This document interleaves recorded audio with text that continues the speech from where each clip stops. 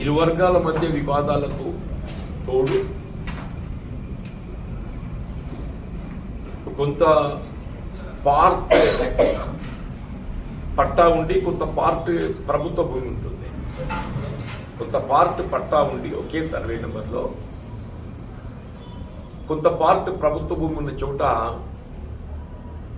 ఆ మొత్తాన్ని ప్రభుత్వ భూమిలో చేర్చడం జరుగుతుంది. ఇక్కడ వాస్తవం ఏ మేరకు ప్రభుత్వ భూమి ఉంటే ఆ మేరకు దాన్ని ప్రభుత్వ భూమిగా పరిగణించాలి, మిగిలింది పట్టాగా పరిగణించాలి. కానీ ఆ విధంగా కాకుండా పార్ట్ ప్రభుత్వ భూమి ఉంటే మొత్తం ప్రభుత్వ అరణ్యులు ఇంకొక పెద్ద పొరపాటు ఏం చేసిందంటే వాళ్ళు ఖాస్కర్ ఖానాన్ని తొలగించేసింది. ధరణిలో ఏదైతుందో పెద్దవాళ్ళు సాగు కాలం పొసెషన్ కాలం తొలగించేసింది.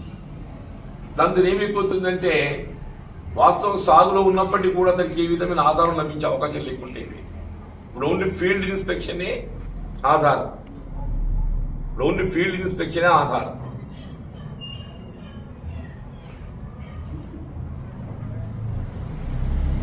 అంటే ఎక్కడే కానీ ఏ రాష్ట్రం కానీ దేశంలో ఎక్కడ కూడా అంటే సిపిసి సివిల్ ప్రొసీజర్ కోడ్లో కూడా ఏదైతుందో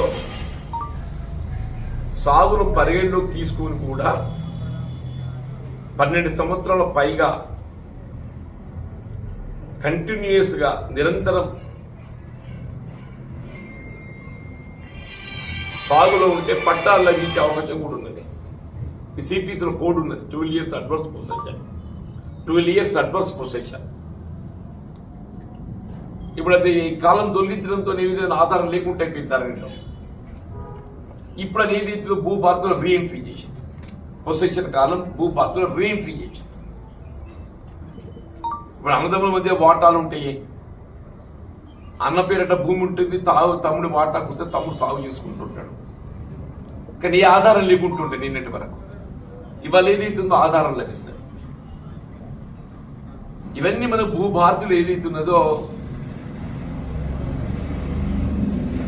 సమస్యలన్నింటికీ పరిష్కారం కల్పింపచేసే విధంగా భూభారత చట్టాన్ని రూపొందించింది. వీళ్ళ చట్టం రూపొందించడమే కాకుండా రెవెన్యూ సదస్సుల ద్వారా ఏదైతుందో రెవెన్యూ అధికార యంత్రాంగమే రైతుల వద్దకు వచ్చి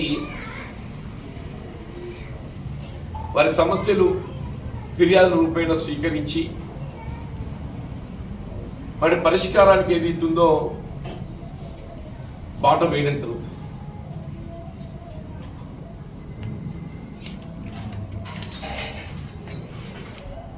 కాబట్టి దీన్ని ఏదైతుందో రైతాంగం అందరూ కూడా ఇప్పుడు భూభారతి మన గతంలో ఏదైతుందో ధరణిలో పరిష్కారం లభించక అనేక ఇబ్బందులు సమస్యలు గురైన రైతాంగం దానికి ఎక్కడ కూడా మార్గం లేక మరి మన భూభారతి ఏదైతుందో మన మార్గం చూపుతున్నది. దీని అందరూ కూడా వినియోగించుకోవాలి. వినియోగించుకునే రీతిలో తహసీల్దార్ స్థాయిలో అంటే రెవెన్యూ ఎంఆర్ఓ కార్యాలయ స్థాయిలో మన పరిష్కారం పొందలేకున్నట్టయితే you can go in appeal also RDO, తిరిగి కలెక్టర్, రెవెన్యూ ట్రిబ్యునల్ అంటే ఏదో ఒక స్థాయిలో సమస్యకు పరిష్కారం పొందే అవకాశం భూభారతి పొందగలుగుతున్నాం. దీని రైతాంగం ఒక వరంగా భావించాలి. భూభారతి చట్టం రైతాంగం ఏదైతే ఒక వరంగా భావించాలి. ధరణి తొలగింపుతో ఏదైతుందో మన గత టీఆర్ఎస్ ప్రభుత్వ హయాంలో ఏదైతే రైతులు సమస్యలు ఎత్తుకుంటుందో అవన్నిటికీ ఇందులో మనం పరిష్కారం పొందాం. అట్లాగే ఇవాళ ముఖ్యంగా నిరుపేద వర్గాలకు సంబంధించి ఇప్పుడు గత దశాబ్ద కాలంలో రేషన్ కార్డ్ అనేది అదొక కళగా మిగిలిపోయింది. బిలో పావర్టీ లైన్ ఇలా ప్రభుత్వం అమలు చేయదలబట్టే సంక్షేమ కార్యక్రమాలకు కులబద్ధ ప్రభుత్వం అమలు చేయదలబట్టే సంక్షేమ కార్యక్రమాలకు ఏదైతే కులబద్ధంగా చూస్తామో ఆ వైట్ రేషన్ కార్డు ఏదైతున్నదో అది మనకు ఒక కళగా మిగిలిపోయింది గత దశాబ్ద కాలం. ఇలా రాష్ట్రంలో కాంగ్రెస్ ప్రభుత్వం ఏదైతున్నదో ఈ వైట్ రేషన్ కార్డ్ అర్హతకు అనుగుణంగా రాజకీయాలకు అతీతంగా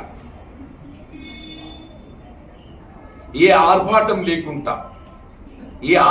లేకుండా ఆన్లైన్లో ఎవరైతే నమోదు చేసుకుంటారో వాళ్ళ అర్హతకు అనుగుణంగా విచారణతో ఏదైతే వాళ్ళ రేషన్ కార్డు లభిస్తున్నది.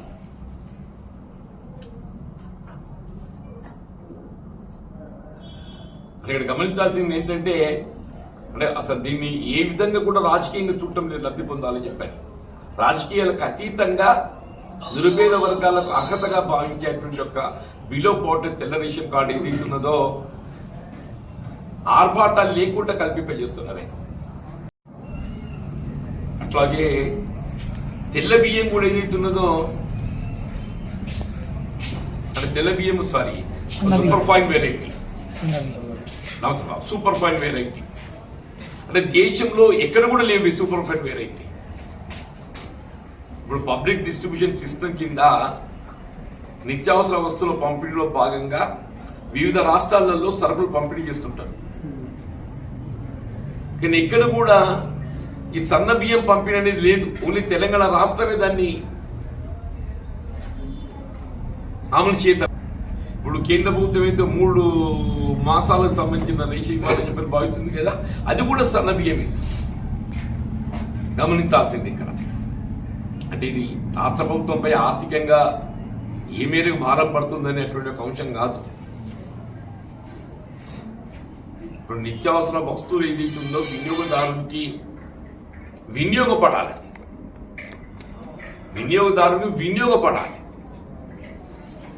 అనే భావనతో ఏదైతున్నదో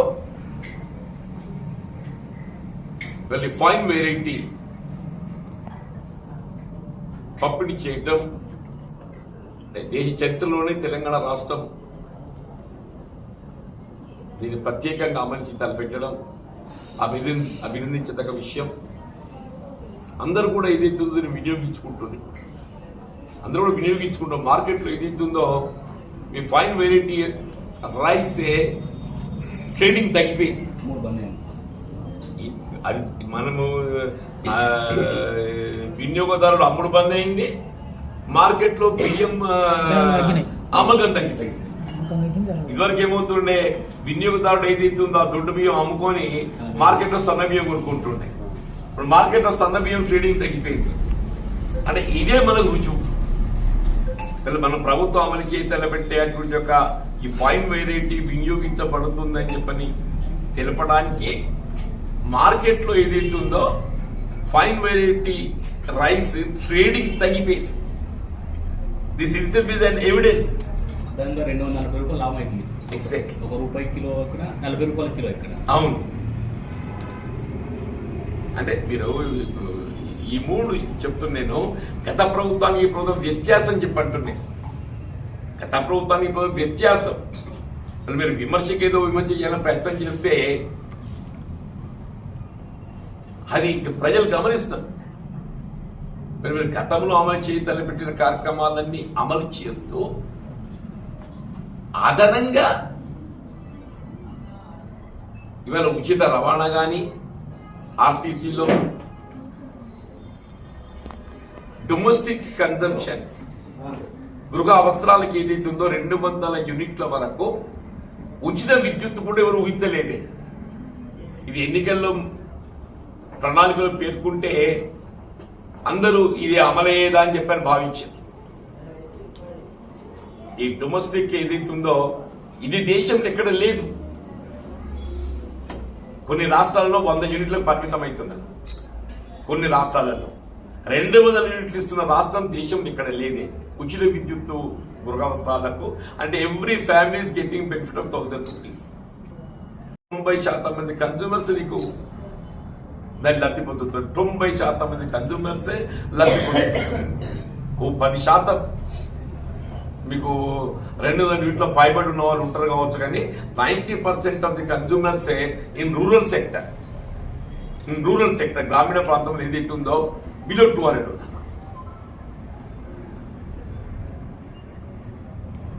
కుకింగ్ గ్యాస్ కానీ